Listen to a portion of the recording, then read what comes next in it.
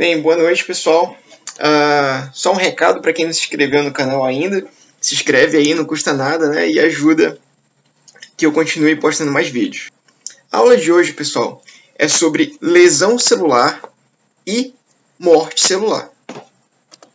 Antes da gente começar, de fato, vale a pena a gente fazer uma breve recapitulação, dar uma visão geral das respostas celulares. Então, nós temos aqui uma célula indicando uma célula em seu estado de homeostase. No entanto, a célula em seu estado de homeostase ela nem sempre vai ficar dessa forma, uma vez que nós sempre podemos ter mudanças ambientais. E essas mudanças ambientais podem, algumas vezes, estressarem a célula. Só que a célula ela tem uma certa capacidade de se adaptar a esse estresse. Isso é chamado de adaptação celular. No entanto, pessoal, a gente tem que lembrar o seguinte: existe um limite cujo a célula pode se adaptar. Se o estresse for contínuo para a célula, ela pode chegar em um limiar de adaptação, onde ela cria uma incapacidade de se adaptar a esse estresse. E com isso, a gente vai ter o que a gente chama de lesão celular.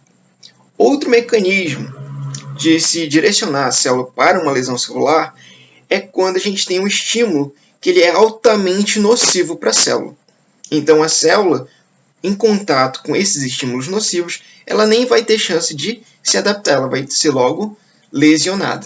E a gente tem que lembrar o seguinte: lesão celular é diferente de adaptação celular. Por quê? A adaptação celular ela sempre vai ser reversível. Já a lesão celular ela vai ser reversível e, às vezes, ela vai ser irreversível. Antes da gente dar continuidade, a gente tem que lembrar quais são os principais tipos de lesão celular. A primeira delas é as lesões celulares na membrana plasmática. A lesão celular ela pode acontecer nas mitocôndrias e ela pode até mesmo acontecer em mutações no DNA da célula, ou até mesmo lesionando proteínas. As proteínas também podem ser lesionadas. De que forma? As proteínas elas podem ser desnaturadas. E muitas proteínas desnaturadas para a célula é extremamente prejudicial. Quando uma lesão ela vai ser reversível? Quando o estímulo nocivo ou estresse que causou essa lesão ele for leve e transitório. Quando ele for leve e transitório, essa lesão vai ser reversível. Por quê? Se ele é transitório, ele vai passar rapidamente. Portanto, ele vai dar chance das células repararem aquela lesão.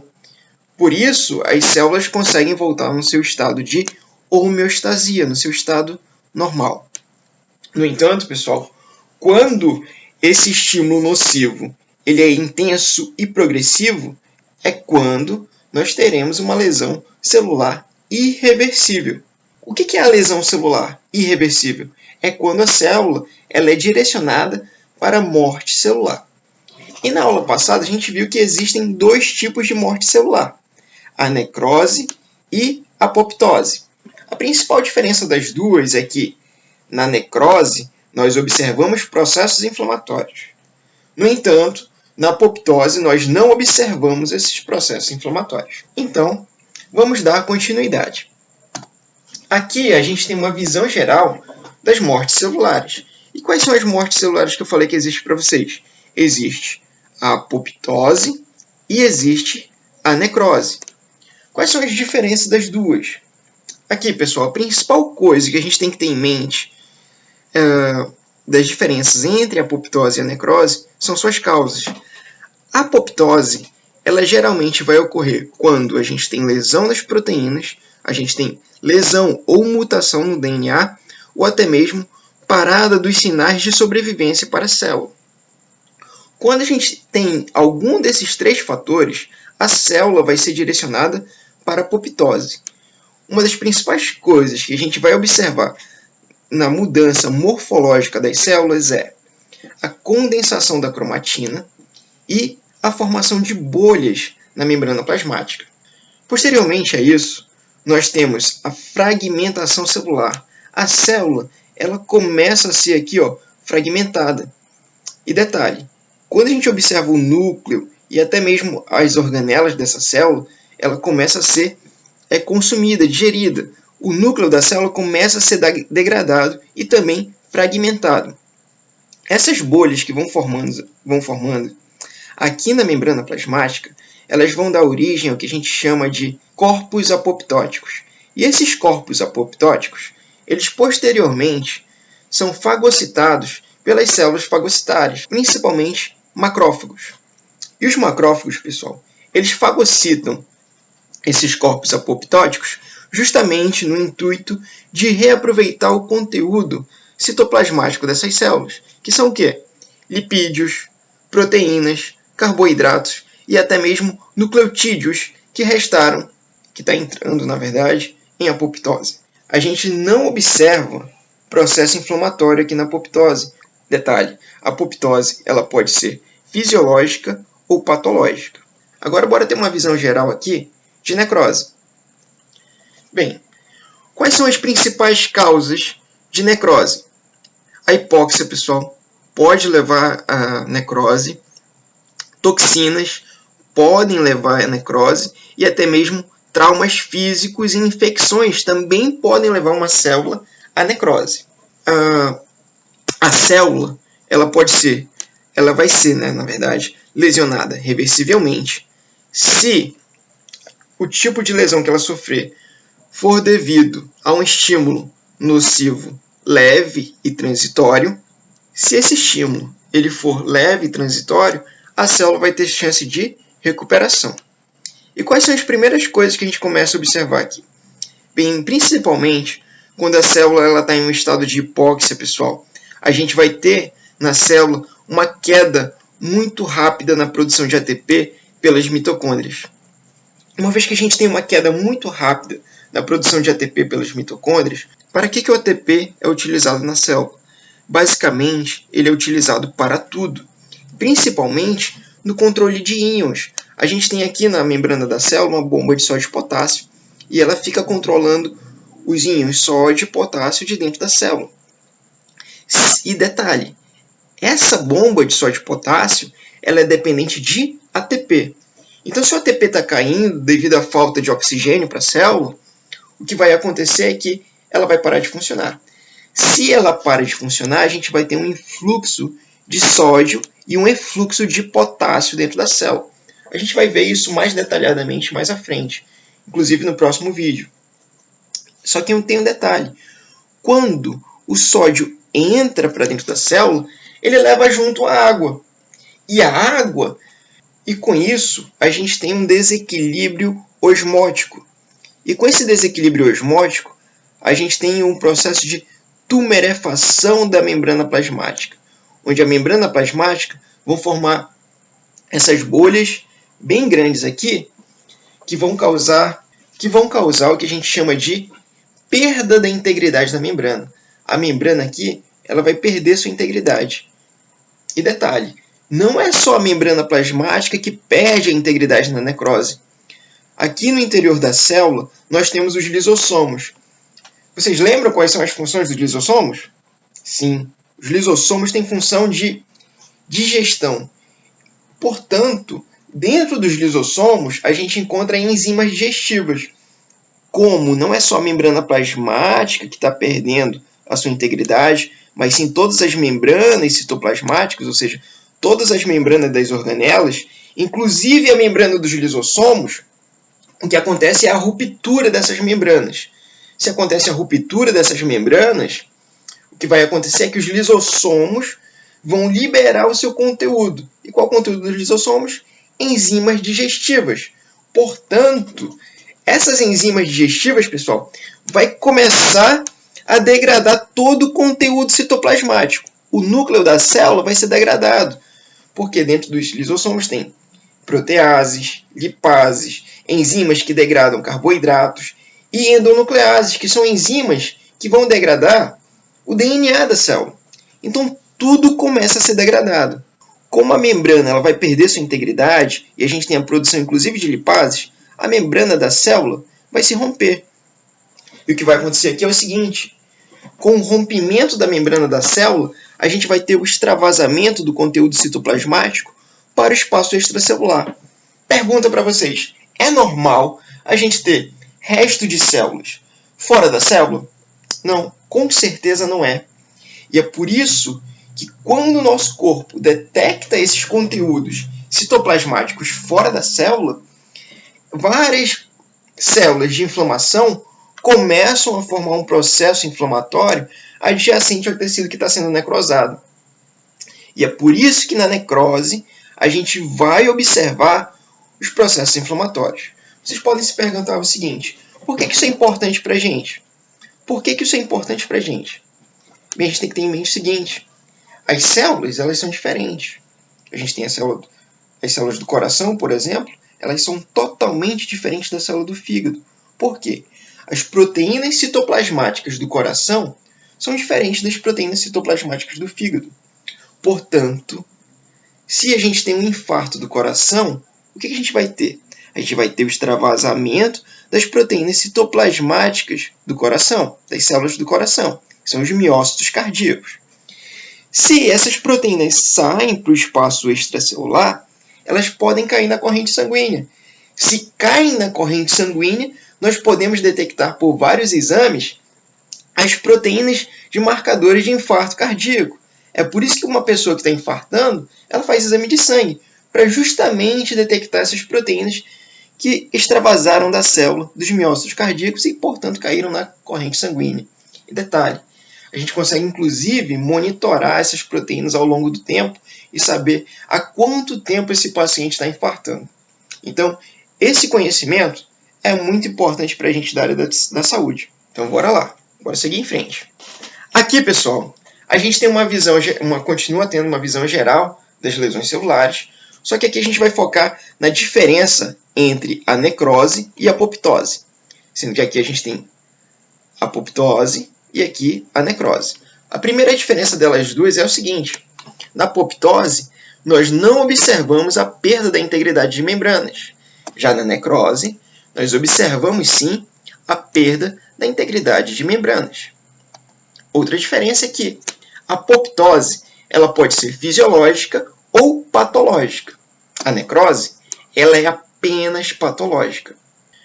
Bem, a apoptose ela resulta principalmente quando a gente tem a diminuição dos fatores de crescimento ou quando o DNA das células ou as proteínas são danificadas sem a célula poder reparar esses danos. Já a necrose, ela geralmente vai resultar de isquemia, de exposição de toxinas e até mesmo infecções e traumas físicos. Detalhe, na apoptose, nós não observamos inflamação. Já na necrose, a gente observa sim processos inflamatórios. E detalhe, pessoal, prestem muita atenção nisso, porque geralmente os professores gostam de fazer essas perguntas nas provas. Eles gostam de perguntar a diferença entre a apoptose e a necrose. Então, lembrem muito bem dessas diferenças. Bora lá. Aqui, a gente tem que começar a falar das principais causas das lesões celulares.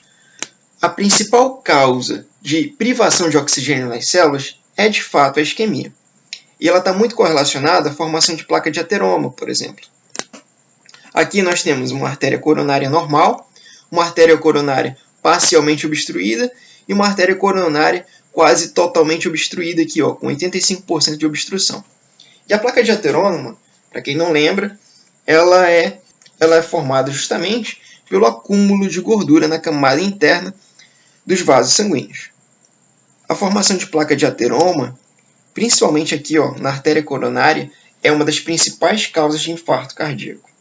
Outro fator que pode causar lesão nas células são os agentes químicos. E a gente não pode deixar de fora aqui, ó, agrotóxicos. E essa foto ela é meio que contraditória, né, pessoal? Porque aqui atrás a plantação recebendo jato de agrotóxicos, o cara todo protegido, mas os alimentos você pode comer. Aqui a gente tem as toxinas, que podem ser toxinas provenientes do veneno de cobra. Aqui, o monóxido de carbono, que é exalado pela combustão de combustíveis fósseis. Portanto, vai ser exalado pelos carros. O problema para quem não lembra do monóxido de carbono, é que ele se liga permanentemente à hemoglobina, impedindo que a hemoglobina carregue o oxigênio que está lá nos seus pulmões durante a inspiração. Aqui é outro exemplo, né, que muita gente fica triste porque o álcool também pode causar algumas lesões celulares. Se você bebe demais, você pode ter o coma alcoólico, e o coma alcoólico leva a pessoa a óbito. Mas a gente tem que ficar esperto aqui, pessoal. Por que a gente tem que ficar esperto? Quando a gente fala de agente químico, não só são esses agentes químicos que podem causar mal para as células, que podem causar lesões celulares. Por quê? Até mesmo substâncias que são aparentemente inofensivas para a célula, como glicose, podem ser tóxicas. Glicose em excesso é tóxica para a célula. Tudo, pessoal, tudo na vida é equilíbrio. Equilíbrio. Se tem demais, vai ser tóxico, vai causar mal para alguma célula. Até mesmo o oxigênio, em grande quantidade, pode ser tóxico para a célula. E aqui os agentes infecciosos não podiam ficar de fora, né? Muitos agentes infecciosos, quando entram nas células, eles vão causar lesões celulares, principalmente os vírus. Bem, a gente pode pensar o seguinte, que as reações imunes, elas vão ser sempre boas, porque elas sempre vão estar combatendo o patógeno que está no nosso corpo, o que nem sempre é verdade. Aqui a gente pode, inclusive, lembrar das lutas do Superman. Porque em uma luta do Superman contra Darkseid, por exemplo, a gente sempre vai observar que a cidade vai ser destruída. E o que eu quero dizer com isso? É que nosso sistema imune ele é como o Superman. O patógeno que está infectando o nosso corpo seria como o cara do mal que o Superman está combatendo. Só que durante esse combate do bem e mal, ou seja, do nosso sistema imunológico contra os patógenos, as células, que seriam as cidades, na metáfora, podem também ser destruídas durante o processo. Por quê? Algumas reações imunes são tão exacerbadas para a nossa célula que ela acaba consumindo, digerindo, atacando até mesmo as próprias células. Inclusive, a gente vai ver alguns tipos de necrose que são decorrentes disso. E não é só quando acontece o combate de patógenos no nosso corpo que as reações imunes vão causar lesões celulares. Quando houver alguma irregularidade no nosso sistema imune, principalmente nas doenças autoimunes, o nosso corpo vai começar a combater ele mesmo. Isso acontece em muitas doenças autoimunes, como eu falei. E o que seria uma doença autoimune? É quando o nosso corpo ele perde a capacidade de identificar o que é próprio e o que é não próprio. E aí ele começa a produzir anticorpos contra as próprias células. E um dos exemplos que eu trouxe aqui é o lúpus, onde a gente tem vários sintomas que são sintomas sistêmicos no nosso corpo. Bem, os fatores genéticos. Os fatores genéticos eles também podem causar lesões celulares. Uma das principais aqui, que eu trouxe como exemplo, é a anemia falciforme. A anemia falciforme ela é a mutação de um único nucleotídeo que vai trocar um único aminoácido de uma proteína interna da hemácia, que é a hemoglobina. E durante alguns fatores, principalmente falta de oxigênio, essa proteína ela fica alongada dentro da célula. Uma vez que ela fica alongada dentro da célula, ela forma uma estrutura alongada, ela faz com que a hemácia deixe de ter esse formato arredondado e achatado ao centro para ter uma estrutura alongada em formato de foice. Qual o problema disso? É que nós temos os capilares. E quando essas células elas vão passar pelos capilares, elas são muito grandes. Então elas podem formar aqui uma espécie de barreira que impede a passagem do fluxo sanguíneo. E com isso o paciente acaba sentindo muita dor. E em alguns casos pode ter até hemólise dessas células. E é por isso que a pessoa fica com anemia. Só que a gente pode ter uma falsa sensação que isso é ruim. Não. Isso aí teve um papel muito importante, pessoal, para a resistência dos negros lá na África contra a malária. Os negros que tinham anemia falciforme, eles eram muito mais resistentes à malária do que os negros que não tinham anemia falciforme. E é por isso que a anemia falciforme ela é uma doença que na África, em algumas regiões, ela é muito endêmica, por causa da prevalência de malária na região. porque as pessoas que não tinham anemia falciforme morriam e as pessoas que tinham anemia falciforme sobreviviam. Outra causa de lesão celular é, sem dúvida, os fatores nutricionais. Vocês podem pensar, pô, professor, os fatores nutricionais são mais prevalentes em países subdesenvolvidos. Não, não é verdade. Porque, principalmente, até mesmo em países desenvolvidos, a gente vai encontrar pessoas que vão ter necessidade de tomar polivitamínicos. E por que eles têm a necessidade de tomar polivitamínicos? A nutrição deles não é tão eficiente, portanto, eles precisam repor essas vitaminas. E as vitaminas são essenciais para as células. As vitaminas, elas são cofatores enzimáticos. Elas se ligam a enzimas, dando a atividade enzimática que a enzima tem. Sem esses cofatores, a enzima não tem função. Os desequilíbrios nutricionais podem, de fato, ser um pouco mais comuns em países subdesenvolvidos. Aqui, por exemplo, um garotinho da África, onde a gente observa que sua má nutrição levou até mesmo à atrofia de seus músculos. Só que é meio contraditório, mas também a supernutrição, pessoal, ela pode causar males no nosso corpo, que vão desde o diabetes até mesmo alguns casos de câncer, podem estar correlacionados com o consumo elevado de gordura, por exemplo. Dentro dos fatores que podem levar a célula a ser lesionada, nós temos os agentes físicos. E os agentes físicos, pessoal, não são apenas os traumas. Aqui dentro nós temos também a radiação, choque elétrico, ou até mesmo alterações bruscas de pressão atmosférica. O envelhecimento. O envelhecimento celular, ele também leva a célula a diversas lesões celulares. Por quê? Uma célula velha, ela acaba tendo diversos problemas em reparar vários danos celulares. E até mesmo essa célula perde a capacidade de se replicar. Aqui eu vou trazer uma curiosidade para vocês entenderem como é que as células ficam velhas. E como é que a gente sabe que uma célula é velha também. Aqui a gente tem um cromossomo. E no cromossomo, a gente tem uma região que é chamada de telômero, que é essa região mais escura aqui, ó, telômero. Telômero e aqui em cima também, ó, telômero. Esse é o telômero dessa primeira célula aqui. Só que as células, elas se dividem. E a cada divisão celular, devido aos mecanismos de replicação da célula, a gente vai ter um encurtamento desses telômeros. Aqui, ó, a primeira geração, a gente consegue observar que o telômero já diminuiu um pouquinho. Na segunda geração, esse telômero diminuiu muito mais. Na terceira geração, diminuiu muito mais ainda. A quarta geração de células já não tem mais telômero. Portanto, ela fica incapacitada de se dividir. E essas células, elas entram em apoptose. Por quê? Se elas continuassem se dividindo, elas iam começar agora a perder partes gênicas. Os telômeros, eles não contêm genes, eles contêm uma sequência repetitiva de DNA. Portanto, a gente vai perdendo telômero. Quando fica quase sem telômero, a célula perde a capacidade de se replicar. Porque se ela continuar se replicando, nós vamos perder genes que poderiam ser importantes e fundamentais para a sobrevivência da célula. Inclusive, se uma célula continua a se replicar sem ter os telômeros, a gente pode ter o aparecimento de câncer e mutações genéticas. Bem, quando eu dou isso em sala de aula, alguns alunos ficam se perguntando: pô, professor, então se a gente tivesse um mecanismo de aumentar os telômeros nas células, nós seríamos imortais? O que acontece é o seguinte: alguns cientistas eles já fizeram um experimento onde eles aumentaram a quantidade de telomerase em células que são chamadas de fibroblastos. E os fibroblastos, em condições normais, eles se dividem em laboratório até 15 vezes e depois morrem.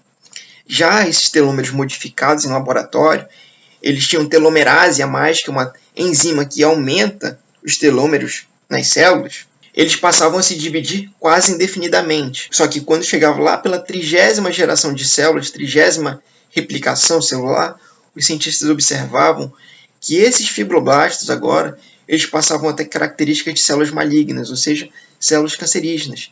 E quanto mais elas iam se replicando, mais características cancerígenas elas passavam a ter. Então isso é o nosso sistema de defesa mesmo, pessoal. Essa diminuição dos telômeros é realmente um sistema de defesa para limitar a divisão celular das nossas células e impedir que nós, organismos multicelulares, desenvolvemos o câncer com uma maior facilidade. Aqui a gente tem que começar a observar a morfologia das lesões celulares. Aqui nós temos as células, que são células dos túbulos renais, e essas células dos túbulos renais aqui, elas estão normais. Já essas, uma modificação morfológica, onde a morfologia dela já está bem diferente das células tubulares renais, normais. Só que aqui a gente ainda tem uma lesão celular reversível. Aqui, infelizmente, por microscopia óptica, a gente não consegue observar a tumefação de membrana. A gente consegue observar as tumefações de membrana, por incrível que pareça, quando a gente observa o órgão macroscopicamente. Porque durante a tumefação, a célula ela aumenta um pouco de tamanho. E como a gente vai ter no órgão várias células aumentando de tamanho, a gente vai ter uma compreensão dos vasos sanguíneos. Então, o órgão que está sofrendo tumefação, ele vai ficar com uma característica pálida, ele vai ter uma palidez. E é dessa forma que a gente pode observar a tumefação macroscopicamente no órgão. Aqui do outro lado, a gente já tem células que entraram em necrose, portanto, é uma lesão celular irreversível, onde a gente não consegue mais observar o núcleo da célula, e a única coisa que a gente observa aqui são os restos celulares. A célula já se rompeu e o conteúdo celular, o conteúdo citoplasmático, já extravasou para o espaço extracelular. Aqui a gente tem uma visão geral de necrose. E a necrose, pessoal, a gente tem que lembrar muito bem que ela está associada à perda da integridade de membrana e, principalmente, o extravasamento dos conteúdos celulares e até mesmo a digestão celular devido ao rompimento dos lisossomos. E outro detalhe importante que a gente tem que lembrar e nunca esquecer da necrose é que na necrose a gente observa processos inflamatórios. E a gente tem alguns tipos principais de necrose aqui, ó. A necrose liquefática, necrose de coagulação, necrose gangrenosa, necrose caseosa e, por último, necrose gordurosa. A necrose de coagulação, pessoal, ela vai acontecer em tecidos, geralmente, que tiveram isquemia. E quando a gente tem esse tipo de necrose, que é oriundo da isquemia, a gente vai ter principalmente a coagulação das células. O que seria isso? As células vão preservar a sua arquitetura básica, a sua arquitetura estrutural. Dentro da célula, o que a gente vai observar é que todas as proteínas no interior da célula estarão desnaturadas. A gente pode comparar isso com o processo de cozimento do ovo. No ovo, se a gente cozinha um ovo, cozinhar ainda com a casca, né? A gente vai ter o quê? A desnaturação das proteínas daquele ovo. Portanto, a estrutura da célula, a estrutura do ovo, que é a gema, ela vai ficar intacta no interior do ovo. Isso acontece devido à desnaturação. Então, durante o processo de infarto do rim, infarto do coração, o que a gente vai ter é necrose de coagulação. A gente só tem que lembrar que existe uma exceção a isso. Se acontece um infarto no cérebro, pessoal, a necrose que a gente vai ter lá no cérebro é necrose liquefática. Quando acontece um infarto no cérebro, é necrose liquefática. Lembrem disso. É a única exceção ao caso. Aqui, pessoal, a gente observa as células renais normais. A gente consegue observar aqui, ó, que em cima do pontinho do laser eu tenho um núcleo das células. Essas regiões mais escuras aqui são justamente os núcleos das células. Esse lado todo, esse lado aqui, ó, esse lado da esquerda, são as células normais. Do outro lado, é justamente o lado que sofreu infarto nos rins. E olha aqui, ó, quando a gente observa as células tubulares renais aqui no interior, essas células preservaram sua estrutura, no entanto, a gente não observa mais o núcleo dessas células. Por quê? Aí, todas as proteínas celulares dessas células estão desnaturadas. Essas células preservadas, elas são comparáveis até mesmo às múmias. Elas ficam aqui alguns dias, cerca até de 6 dias, e depois são fagocitadas por fagócitos.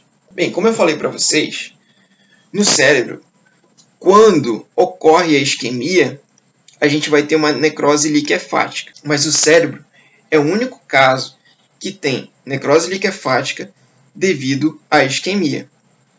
A necrose liquefática, geralmente, pessoal, ela é formada quando a gente tem primeiro uma infecção bacteriana E depois dessa infecção bacteriana, o que vai acontecer é que nosso sistema de defesa vai produzir processos inflamatórios para combater a infecção. Só que o processo inflamatório vai produzir algumas enzimas digestivas que vão acabar digerindo o tecido adjacente. E isso, de fato, liquefaz o tecido.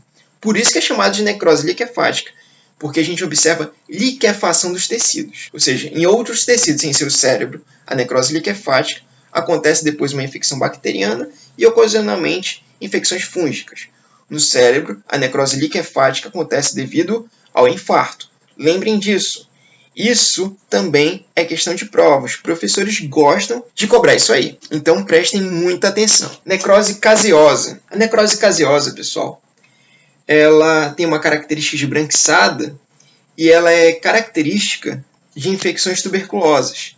E ela tem esse nome pelo seguinte motivo. Devido à fabricação do queijo, os cientistas olhavam para isso aqui e achavam parecido com o queijo gorgonzola. E o queijo, como ele é produzido? Você pega o leite e coloca caseína dentro. E quando você coloca caseína, o queijo vai coalhar e você imprensa esse insumo e aí é a partir disso que é feito o queijo. E como os cientistas achavam isso aqui parecido com o queijo gorgonzola, eles deram esse nome de caseosa. O que você tem que lembrar da necrose caseosa é o seguinte, é que a necrose caseosa ela tem essa característica esbranquiçada e ela é característica de infecções por tuberculose. Bem, pessoal, por último a gente tem a necrose gordurosa. E a necrose gordurosa, ela refere-se principalmente à destruição gordurosa. Ela se dá principalmente em casos de pancreatite aguda. Nesses casos, o pâncreas geralmente ele tende a liberar as lipases. As lipases elas vão atuar no tecido de gordura adjacente, que na verdade vai se dar abaixo da camada do peritônio, que a gente pode ter uma camada de gordura ali. As lipases atuam destruindo triglicerídeos e, portanto, vão liberar ácidos graxos. E esses ácidos graxos liberados, pessoal, eles vão reagir com cálcio. Uma vez reagido com cálcio, eles vão fazer um processo que é chamado de saponificação. Ou seja, vai ser formado um sabão de cálcio. E é justamente esse sabão de cálcio que vai dar essa característica aqui, ó, esbranquiçada no tecido gorduroso. E é justamente isso que permite que os cirurgiões observem esse tipo de necrose e retire, por processos cirúrgicos, esse tecido necrosado. Bem, pessoal, a aula de hoje acaba por aqui. Espero que vocês tenham gostado. E, por favor, sigam o canal se vocês não seguiram ainda e tiverem gostado do vídeo. Dá o gostei aí e até a próxima.